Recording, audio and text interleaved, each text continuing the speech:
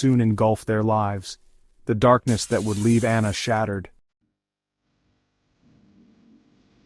The change in Vanessa was subtle at first, a sharp edge to her voice when Anna was slow to obey, a flicker of annoyance in her eyes at the sound of Anna's laughter. Anna, attuned to the subtlest shifts in her father's moods, recognized this change in Vanessa. She shrank back, her laughter fading into silence. The gifts continued, but they felt different, less like tokens of affection, more like gilded cages.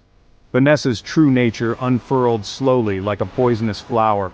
Her smiles became less frequent, replaced by a perpetual frown. Her voice, once gentle, now held a biting edge. The gifts stopped. In their place came criticism, constant, relentless criticism. Anna's clothes were never clean enough, her homework never good enough. Her very existence became an irritant to Vanessa. She was a constant reminder of the life Vanessa could have had.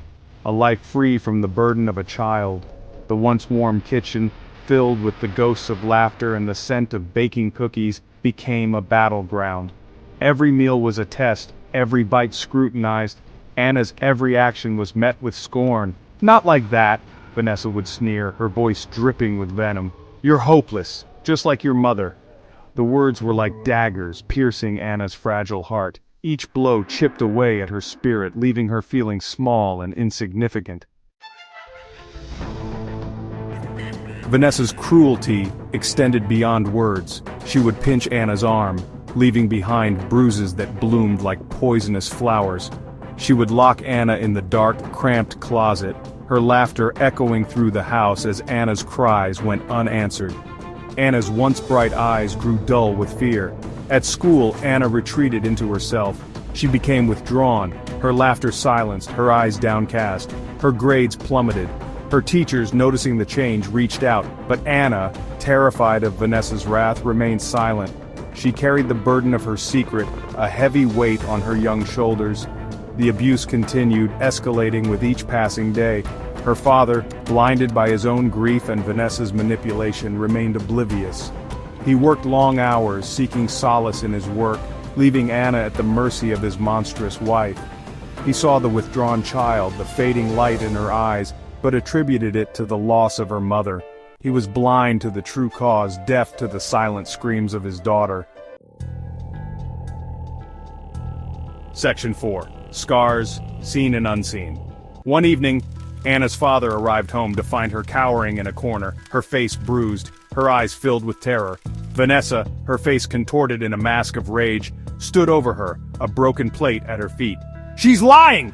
Vanessa screamed, her voice shrill with anger. "She's trying to turn you against me!" Anna's father, finally forced to confront the reality of his wife's true nature, felt a surge of anger. But it was fleeting, quickly replaced by his usual apathy.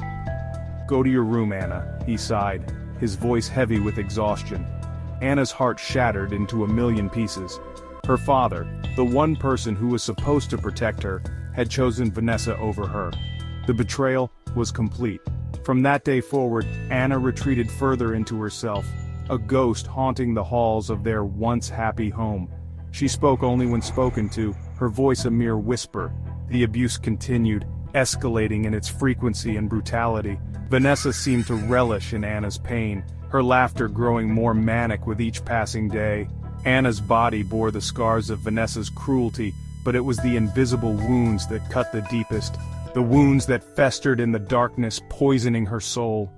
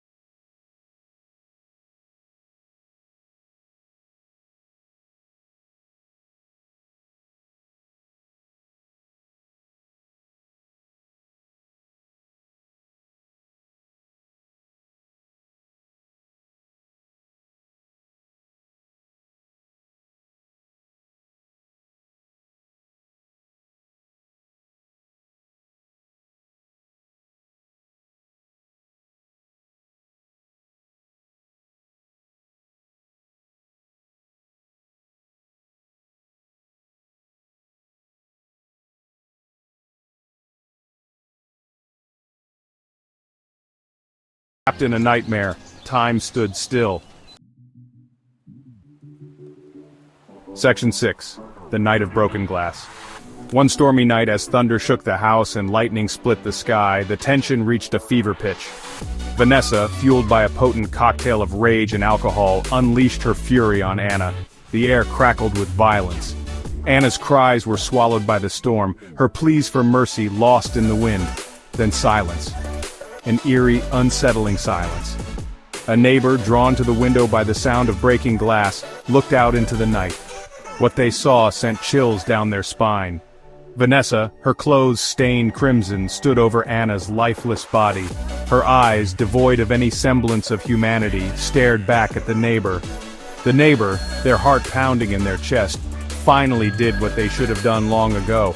They picked up the phone and dialed for help.